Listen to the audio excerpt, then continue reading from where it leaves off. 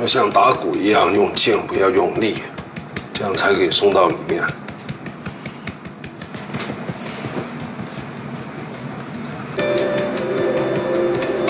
拳头不要握得太緊啊，鬆一點。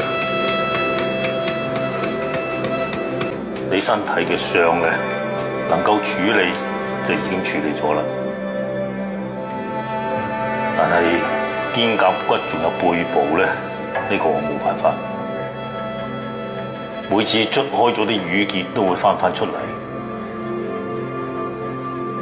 床呢個動作啊，係將啲嘢壓落去，藏起佢。我摸你嘅身體，嗰啲嘢藏得好深，好裏邊，應該唔止係阿卓嘅事。師傅，對唔住，冇事啦。你要去台北，以後見到嘅機會就好少噶啦。嗱，我傳授俾你嘅嘢咧，能夠處理你就自己處理啦。